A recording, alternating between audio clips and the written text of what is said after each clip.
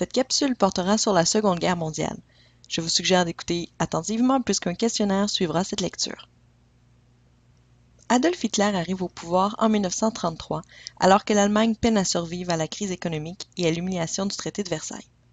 Des coupables sont alors désignés, Juifs et pays de la Triple Entente, et une lutte à l'extermination et à la soumission débutera dans les années à suivre. Cette lutte pour reconquérir l'espace vital mènera au déclenchement de la Seconde Guerre mondiale, lors de l'invasion de la Pologne par l'Allemagne le 1er septembre 1939. Cette guerre en sera une de 4 ans qui connaîtra différentes phases et des temps forts aux enjeux nombreux. Finalement, elle en sera une d'anéantissement. Depuis son arrivée au pouvoir, Hitler prépare la guerre. Il rétablit le service militaire. En 1936, il remilitarise les zones interdites par le traité de Versailles. Il développe ainsi l'industrie d'armement. Dès 1938 commence une politique d'annexion au nom de l'unification allemande. Hitler annexe l'Autriche, il envahit la Tchécoslovaquie, puis la Pologne par la suite. Lors de ces interventions militaires, les États démocratiques restent neutres et n'osent pas intervenir, de peur qu'un deuxième conflit mondial ne se déclenche. Comme nous pouvons le voir dans le document suivant, la production industrielle de l'Allemagne ne cesse d'augmenter au fil des années. La part des dépenses d'armement dans le budget subit également cette croissance. Alors que le nombre de chômeurs diminue, la part des dépenses sociales dans le budget, par contre, elle, décroît au fil du temps.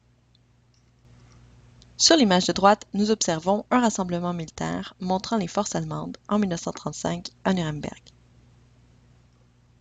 La Deuxième Guerre mondiale opposera deux camps ennemis. D'abord, les Alliés, ensemble de pays opposés aux puissances de l'Axe, alliance entre le Royaume-Uni, les États-Unis, le Canada et l'URSS contre l'Allemagne. Il y aura également l'Axe, l'Allemagne et ses alliés, en plus de l'Italie fasciste et du Japon. Deux phases importantes caractérisent la Seconde Guerre mondiale. La première phase constitue les victoires de l'Axe.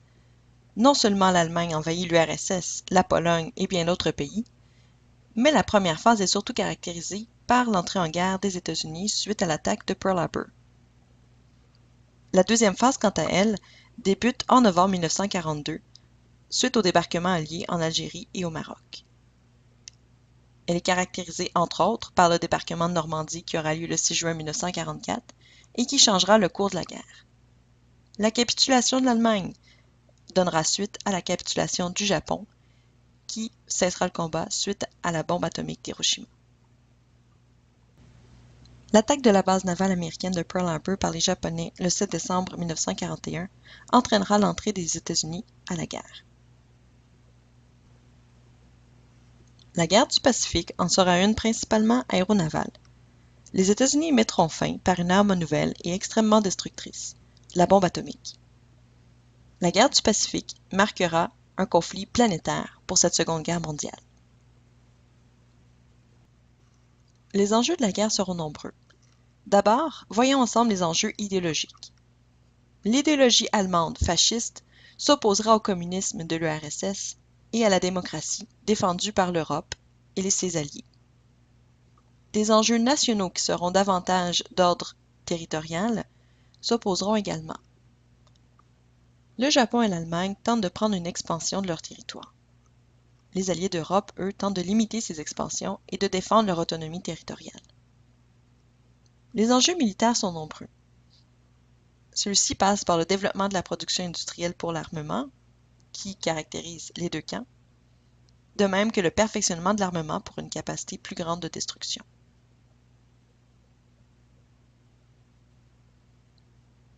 Le 10 septembre 1939, le Canada déclarera la guerre à l'Allemagne.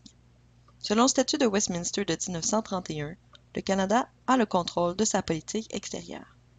Il revient donc à lui-même de déterminer si l'entrée en guerre est nécessaire ou non.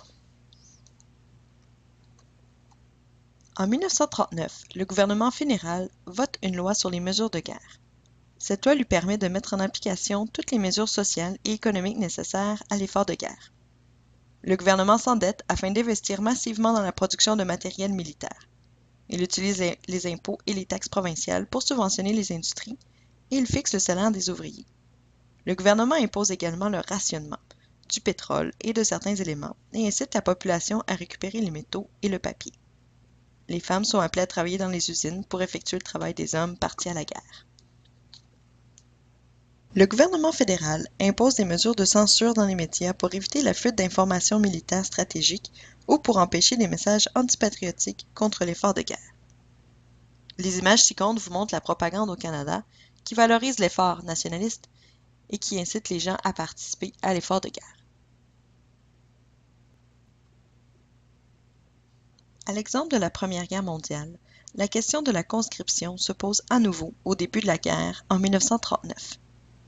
Pour conserver l'appui des électeurs canadiens français et protéger l'unité du pays, le gouvernement libéral de William Lyon Mackenzie King, au pouvoir à Ottawa depuis 1935, promet aux Canadiens français de ne pas leur imposer la conscription.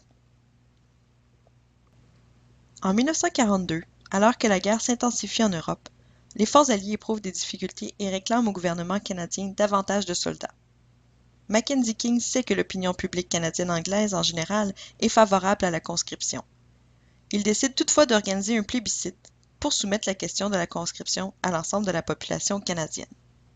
Seuls les Canadiens français du Québec disent non lors du plébiscite sur l'enrôlement obligatoire de Mackenzie King. Le plébiscite a lieu le 27 avril 1942. Alors que la population des autres provinces vote à 80% pour la conscription, 71 des Québécois votent contre celle-ci, dont 85% de francophones.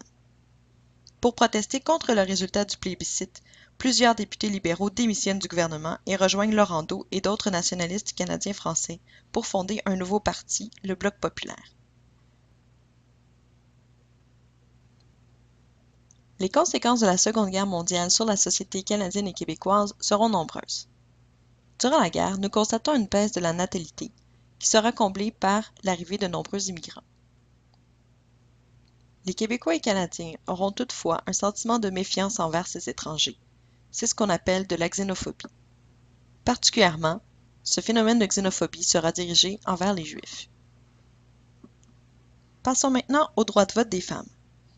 En 1940, le gouvernement Godbout dépose à l'Assemblée nationale un projet de loi qui vise à accorder le droit de vote aux femmes. Dans les autres provinces canadiennes, ce droit existe déjà. Au Québec, le clergé catholique et des politiciens comme Maurice Duplessis et Henri Bourassa s'y opposent fortement car ils souhaitent maintenir les femmes dans leur rôle traditionnel d'épouse et de mère. Cependant, malgré leur opposition et celle d'une bonne partie de l'opinion publique canadienne-française, le gouvernement Godbout fait adopter la loi qui entre en vigueur le 1er janvier 1941. La marine et l'armée canadienne participent aux batailles de l'Atlantique et du Pacifique et aux combats en France, aux Pays-Bas, en Allemagne et en Asie.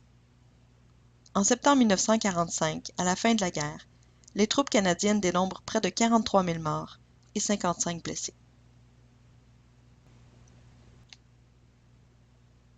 À la fin de l'année 1945, le monde est à nouveau en paix, mais le bilan humain, moral et matériel est particulièrement lourd. Avec près de 60 millions de morts, la Seconde Guerre mondiale est le conflit le plus meurtrier de l'histoire, notamment pour les populations civiles. De nombreuses villes sont détruites, des milliers de champs, d'usines, de ponts, de routes, de voies ferrées sont inutilisables. Vainqueurs ou vaincus, presque tous les pays qui ont pris part au conflit sont désorganisés économiquement, financièrement et parfois politiquement. L'Europe a perdu son hégémonie au profit des deux grands vainqueurs que sont l'URSS et surtout les États-Unis. L'image suivante nous montre Churchill, Roosevelt et Staline à la conférence de Yalta en février 1945. Les grands vainqueurs réorganiseront le monde.